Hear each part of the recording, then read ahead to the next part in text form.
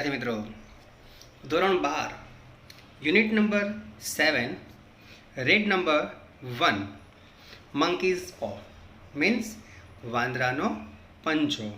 તો આજે આપણે પાઠ નંબર 7 જેનું નામ છે વાંદરાનો પંજો એનો અભ્યાસ કરવાનો છે.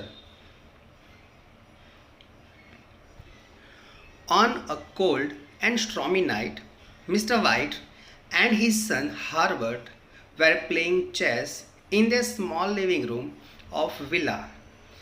એક ઠંડી અને તોફાની રાત્રિએ મિસ્ટર વ્હાઇટ અને એમનો પુત્ર હાર્બર્ટ એ પોતાના ગ્રામ્ય વિસ્તારના ઘરમાં બેસી અને ચેસ રમી રહ્યા હતા. While Mrs. White was sitting by the fire, knitting and talking to them occasionally, કે જ્યારે શ્રીમતી વ્હાઇટ એ એક તાપણું સળગતું હતું, મતલબ ઠંડી લાગતી હોય તો બચવા માટે એક લાકડા સળગાવેલા હતા, એ તાપણાની બાજુમાં બેસી અને ગૂંથણ કાર્ય કરતા હતા અને ક્યારેક ક્યારેક આ લોકોની સાથે વાત પણ કરતા હતા.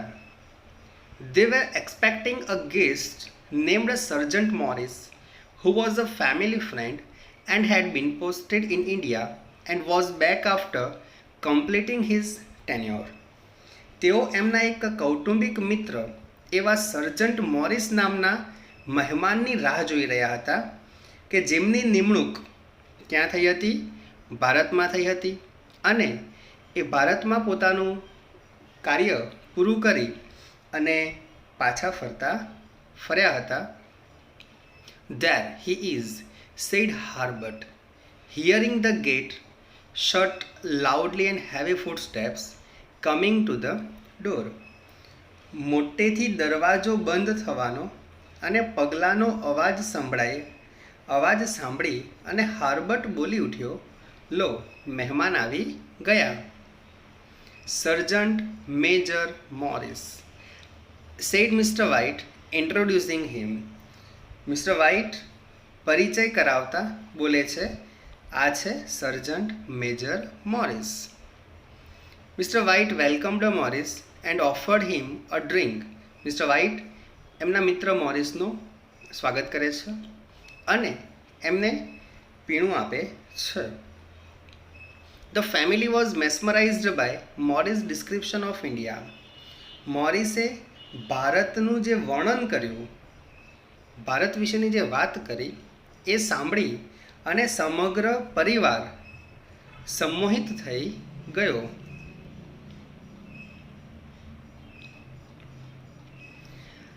I would like to go to India myself, said old man. Mr White જણાવે છે કે મારે પણ હવે ભારત દર્શન માટે જવું છે. Just to look round a bit, you know. શું કહે છે? મારે ત્યાં જવું છે અને ત્યાં જઈને થોડુંક જાણવું છે. I would like to C those old temples and magic, continue Mr White. Mr White શું કહે છે કે મારે ભારત જઈ અને જૂના મંદિરો, જાદુઈ મંત્રો આ વગેરે મારે જોવું છે અને જાણવું છે. What was that about monkey's paw or something you started telling me about the other day Morris. શ્રીમાન વ્હાઇટ પોતાના મિત્રને પૂછે છે કે તે દિવસે તમે મને વાંદરાના પંજા કે એવી કંઈક વસ્તુ વિશે વાત કરતા હતા, તે શું હતું? Sergeant showed them a dried monkey's paw which had a spell on it. Sergeant એમને વાંદરાનો સુકાઈ ગયેલો પંજો બતાવે છે કે જેની ઉપર શું કરેલું હતું? તો કે સ્પેલ ઓન ઇટ મીન્સ કે એની ઉપર મંત્ર પણ વાંચેલા હતા. Morris said an old fakir put a spell on it and now it is a talisman. Morris જણાવે છે કે એક વૃદ્ધ ફકીરે આની ઉપર જાદુઈ મંત્રો કર્યા છે અને હવે આ એક તાવીજ બની ગયું છે, અથવા તો આપણે એને આપણી ગુજરાતી ભાષામાં શું કહીશું? સ્વચ્છ ગુજરાતી ભાષામાં માદરિયું, કે જેને આપણે કોઈ પણ વિશ માગવી હોય તો એનાથી માગી શકીએ. He was a very holy man and he wanted to show that fat ruled people's lives and that to interface with fat only caused a deep sadness.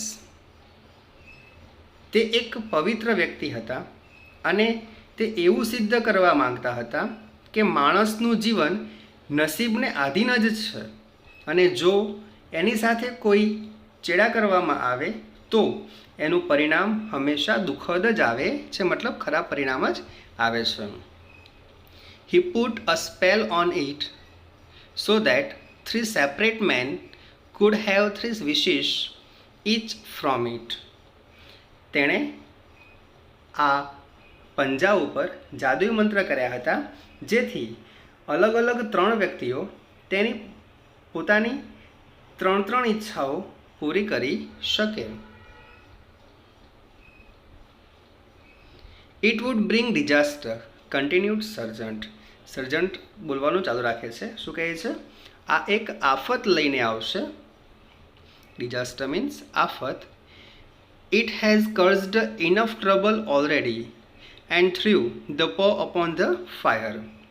અત્યાર સુધીમાં એને ઘણી બધી મુશ્કેલી ઊભી કરી છે એમ કહી અને એ સર્જન્ટ એ પંજાને તાપણામાં મતલબ આગમાં ફેંકી દે છે. But Mr. White was curious and wanted to taste the powers of the monkey's paw. પરંતુ શ્રીમાન વ્હાઇટ એ વાંદરાના પંજાની શક્તિઓ ચકાસવા માંગતા હતા અને ખૂબ જ ઉત્સાહી હતા. માટે he bent down and quickly retrieved it from the fire. તે ઝડપથી નીચા નમે છે અને આગમાંથી એ પંજાને પાછો ખેંચીને બહાર કાઢે છે. If you don't want it, give it to me, Morris. After reluctantly explaining the appropriate manner for making the wishes, warned him that he could have the paw, but at his own risk, and departed soon afterward. જો તમારે એ ન જોઈતો હોય તો તમે મને આપી દો, આવું મિસ્ટર વ્હાઇટ જણાવે છે. ખૂબ જ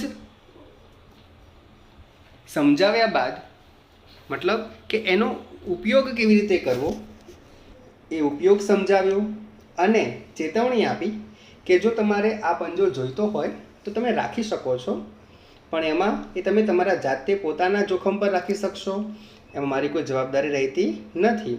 અને એનો જોખમ સમજાવી અને એ મિત્ર ત્યાંથી નીકળી જાય છે. After the guest left, Mr. White held the paw in his hand and said, I wish for 200 pounds. મહેમાન ગયા પછી મિસ્ટર વ્હાઇટ પંજાને હાથમાં લે છે અને એક વિશ માગે છે. શું વિશ છે એમની? મારે 200 પાઉન્ડ્સ જોઈએ છે. It moved. પંજો હાથમાં હલનચલન કરવા લાગે છે. હી cried, glancing with disgust at the object on the floor. જમીન પર પડેલા પદાર્થ તરફ તે ધૃણાથી જોઈને બૂમ પાડી ઉઠે છે, મતલબ એ પણ ચમકી ઉઠે છે કે આ શું થઈ રહ્યું છે. As I wished, it twisted in my hand like a snake. જેવી મેં ઈચ્છા વ્યક્ત કરી તરત જ એ સાપની જેમ મારા હાથમાં ફરવા લાગ્યો, વળ ચડાવવા લાગ્યો. The next morning, a gentleman knocked on the door. બીજા દિવસે કોઈક વ્યક્તિ એમના ઘરે આવીને દરવાજો ખખડાવે છે. I came from Mew and Maggins, your son's employee. એ વ્યક્તિ શું કહે છે કે હું તમારો પુત્ર નોકરી કરે છે તે મો એન્ડ મેગિન્સમાંથી મતલબ મો એન્ડ મોગિન્સ કંપનીમાંથી આવું છું.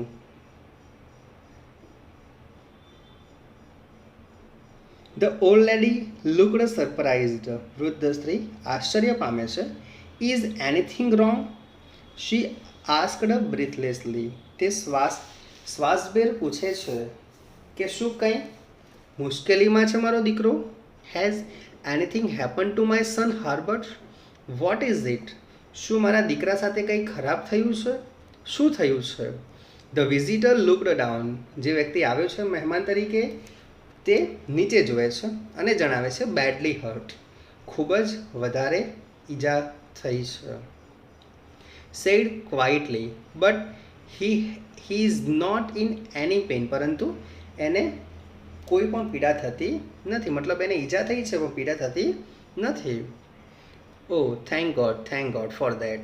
But the sinister meaning of the visitor's assurance suddenly became clear to the old lady, and still looked at him. શું કહે છે? પરંતુ આવનાર વ્યક્તિની આત્મવિશ્વાસપૂર્વકની વાતનો તે અશુભ અર્થ તે વૃદ્ધા મતલબ એ સ્ત્રી સમજી જાય છે અને તે એની સામે જોવે છે. His face was turned away, confirming her worst fear. તે વ્યક્તિ પોતાની સામે કોઈ વ્યક્તિ જોવે છે ત્યારે સામેની વ્યક્તિ પોતાનું મોઢું ફેરવી લે છે અને ડરને સમર્થન આપતો હોય તેવું લાગે છે. She caught her breath and put her trembling hand on her husband's. તે પોતાનો શ્વાસ એને રૂંધાવા લાગ્યો અને પોતાનો ધ્રુજતો હાથ પોતાના પતિના ધ્રુજતા હાથ પર એ મૂકે છે. There was a long silence. પછી સંપૂર્ણપણે શાંતિ છવાઈ જાય છે. The stranger expressed a grief and handed over an envelope containing some amount of money as compensation. પેલો વ્યક્તિ શું કહેવાય કે એક પ્રકારની આશ્વાસન આપે છે અને એમના હાથમાં એક કવર આપે છે. કવરમાં થોડાક પૈસા હતા વળતર સ્વરૂપે, એ આપી અને એ ભાઈ ત્યાંથી નીકળી જાય છે. Mr. White gazed with a look of horror his visitor. Mr. White પોતાના ઘરે આવેલા વ્યક્તિ તરફ ખૂબ જ ભયાનક ચહેરે જોવે છે અને પૂછે છે. His dry lips shaped to words how much.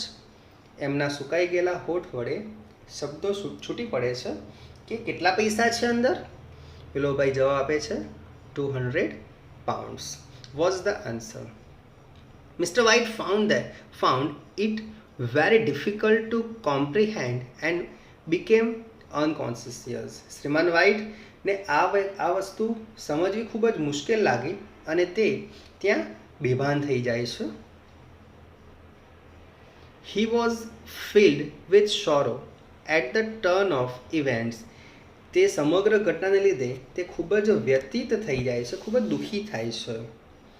His wish was granted at the cost of his son's life. એમની જે ઈચ્છા હતી એ ઈચ્છા પૂરી તો થઈ પણ એની બદલીમાં એમને શું ચૂકવવું પડ્યું? તો એમના દીકરાનો જીવ ગુમાવવો પડ્યો. After a few days passed, થોડાક દિવસો પસાર થઈ ગયા. Mrs. White had demanded the monkey's paw as she wanted to make a wish and had her son back.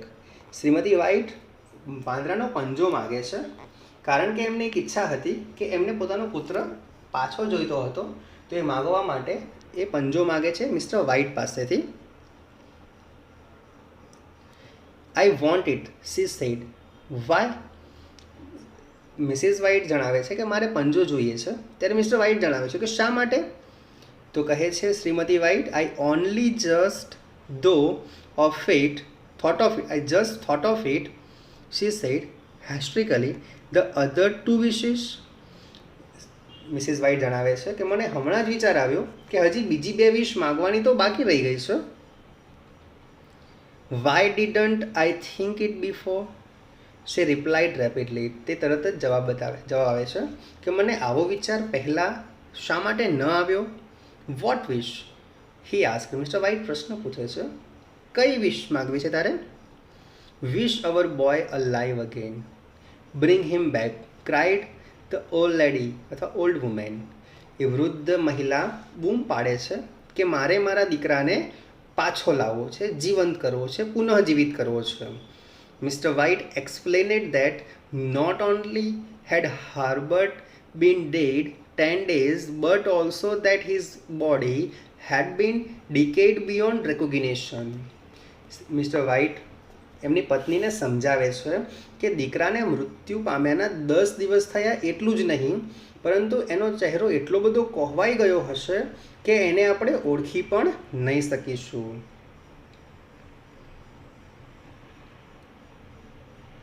But his wife pulled him towards the door. Bring him back. Do you think I am afraid of my own son? છતાં પણ Mrs white એમને એમના દીકરો પાછો માગવા માટે દરવાજા તરફ ખેંચી લઈ જાય છે અને જણાવે છે કે શું તમે એવું માનો છો કે હું મારા પોતાના દીકરાથી ડરું છું, ગભરાઉં છું?